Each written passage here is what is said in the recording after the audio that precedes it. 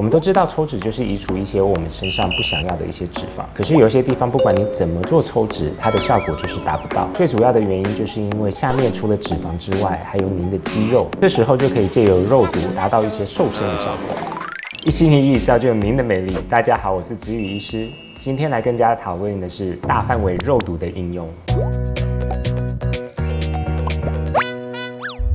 那肉毒的原理呢，其实就是放松我们脸部局部的表层肌肉，来达到除皱的效果。比如说我们的抬头纹啊、皱眉纹啊、鱼尾纹啊这一些。如果大家忘记的话呢，可以看一下我们上一集的解说。但是呢，肉毒它还有一个特别的功效，就是它可以拿来塑你的身形。我们都知道抽脂就是移除一些我们身上不想要的一些脂肪，可是有些地方不管你怎么做抽脂，它的效果就是达不到。那为什么呢？最主要的原因就是因为下面除了脂肪之外，还有您的肌肉。当你的肌肉特别的结实发达的时候呢，有时候你的身形就会看起来比较的魁梧，然后比较的宽。有一些女生呢不是特别喜欢这样的体态，所以呢这时候就可以借由肉毒来将这一些没有脂肪但是又比较结实的一些肌肉注射一些适当的剂量，达到一些瘦身的效果。那这些肌肉呢，常常注射的地方有比如我们的斜方肌、我们的三角肌，甚至二头肌、咀嚼肌，还有我们的小腿，这一些都是脂肪并不是很多的地方。可是如果在肌肉发达的人身上，就会看起来特别的魁梧，特别的雄壮。这时候呢，就可以注射一些适当的肉毒杆菌，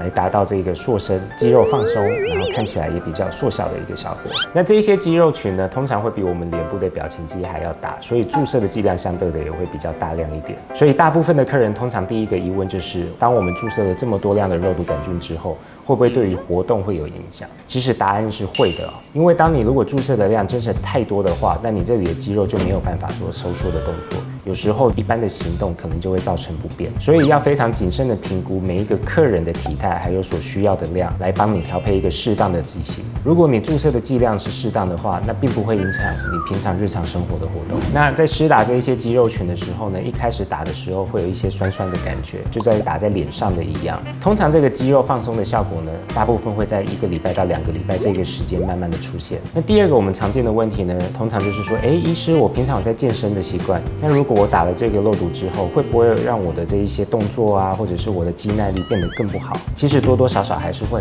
因为你通常在做健身的时候，这些肌肉是需要收缩的，所以当你打了肉毒杆菌之后，你就会发现你的肌耐力就会变得没有像以前那么的好，所以也同时会影响到你的运动效果。但是这两个所塑造的目的其实是有一点背道而驰的因为当你想要你的肌肉放松的时候，就是想要让它不要那么的结实。那通常在运动的人，他们想要达到的效果就是看起来比较结实的感觉，所以两个方向其实是背道而行的。那第三个常见的问题呢，就是打完这个大范围的肉毒呢，会不会淤青特别的严重？其实是不太会的，就跟我们大家去打疫苗的一样，我们会尽量避开可以看得到的血管。如果避不掉的话，就跟有时候打疫苗不小心戳中血管一样，还是有可能会有淤青的情况。那这些大范围的肌肉群大概多久需要打一次呢？统计下来，平均大概4到6个月左右就需要再施打一次，因为这大概是肉毒杆菌被吸收的时间。当它被吸收了之后，你的肌肉活性就回来了，所以肌肉又自然的激活了起来，所以这部分的肌肉可能又会慢慢的开始大回来。所以如果喜欢这样子的效果的话，大概会建议在6个月左右，可以再回来评估一次，看有没有需要再持续的补打。